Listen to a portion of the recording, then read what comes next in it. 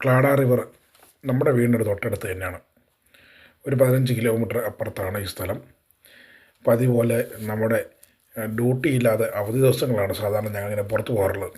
കുട്ടികളെയും കൂട്ടി ഇത്തവണ നമുക്ക് ഈ സ്ഥലം പറഞ്ഞു തന്നത് മണിച്ചേട്ടനാണ്. കൂടെ മണിച്ചേട്ടനും പിള്ളേരും ഉണ്ട് കൂടെ.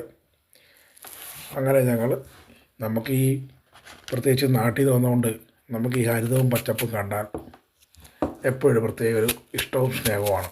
പ്രത്യേകിച്ചും ഈ അരുവിയും തോടും പുഴയൊക്കെ കാണുമ്പോൾ നമുക്ക് വല്ലാത്തൊരു ഫീലിംഗാണ് ഉള്ളിലുള്ളത്. നാടിനെ ഓർമ്മിക്കുന്ന രീതിയിലുള്ള സ്ഥലങ്ങളാണ് പ്രത്യേകിച്ച് ഇവിടെ ഉള്ളത്. എവിടെ നോക്കിയാലും പച്ചപ്പും വെള്ളവും ഈ തോടും തടാകമൊക്കെ ഉള്ളു. പിള്ളേരെയും കൂട്ടി ഞങ്ങൾ വന്നത് മെയിനായിട്ടും ഈ സ്ഥലം കാണാൻ വേണ്ടിയാണ്.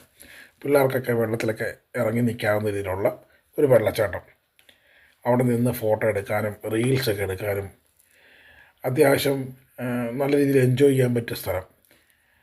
അതിൻ്റെ സ്ഥലങ്ങളുടെ ഒരു പൂർണ്ണത കൈവരിക്കുന്നത് ശരിക്കും പറഞ്ഞാൽ മാർബിൾ ആർച്ച് കേവിലാണ്. ഇത് ഞങ്ങൾ നടന്ന് ചെന്ന് അവസാനം എത്തിച്ചേർന്നത് ഈ സ്ഥലത്താണ്. ഏകദേശം ഒരു 4 കിലോമീറ്ററോളം ഞങ്ങൾ ഇതിനകത്തുള്ളി നടന്നു. ഈ കാടിന് നടുക്കൂടിയാണ് ശരിക്കും ഈ വെള്ളം ഒഴുകുന്നത്. മാർബിൾ ആർച്ച് കേവ് എന്ന് പറയുന്ന ഒരു കേവിൻ്റെ അടിയിൽ കൂടിയുള്ള വെള്ളമാണ് ഈ ഒഴുകി റിവറായിട്ട് വരുന്നത്.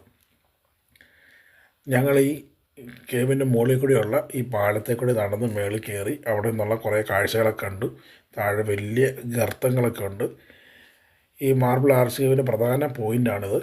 അങ്ങ് ദൂരെ മലയൊക്കെ കാണാം. അതിലൊക്കെ ഈ പാറകളിലൊക്കെ ഓരോ ചിത്രങ്ങളൊക്കെ വരച്ച് വെച്ചിരിക്കുന്നത് കാണാം. അതാര് വരച്ചതാണെന്നോ എങ്ങനെയാണെന്നോ ഒന്നും അറിയത്തില്ല. അവിടെ കുറച്ച് ബോർഡൊക്കെ എഴുതി വെച്ചിട്ടുണ്ട്. അതിൽ നിന്ന് വായിച്ചത് മനസ്സിലാക്കിയത് പണ്ട് 100 വർഷങ്ങൾ മുൻപ് ആരോ ഈ വലിയ ഗർത്തത്തിലൊക്കെ പോയെന്നാണ് ഇതിൻ്റെ ഒരു കഥകളൊക്കെ എഴുതി വെച്ചിരിക്കുന്നത്. ഇത് മാർബിൾ ആർച്ചിൻ്റെ പ്രധാന സ്ഥലമാണ്. പക്ഷേ പെർമിഷൻ ഇല്ലാതെ നമുക്ക് അങ്ങോട്ട് പോകാൻ പറ്റത്തില്ല. പ്രത്യേകിച്ച് മഴയുള്ള സീസണിൽ ഒട്ടും പറ്റത്തില്ല. ഇതിൻ്റെ മുകൾ ഭാഗത്തോട്ട് ഒരു ഗുഹയുണ്ട്. മനുഷ്യനിർമ്മിതമായ വർഷങ്ങൾ മുൻപ് പണിത ഒരു ഗുഹയാണ്. കല്ലുകൾ ഇങ്ങനെ അടുക്കി വെച്ചൊരു ഗുഹയൊക്കെയാണ്. അതൊക്കെ കയറി കണ്ട് പിള്ളേർക്കും വളരെ സന്തോഷമാകുന്ന രീതിയിലുള്ള കാഴ്ചകളൊക്കെ ഉണ്ട്.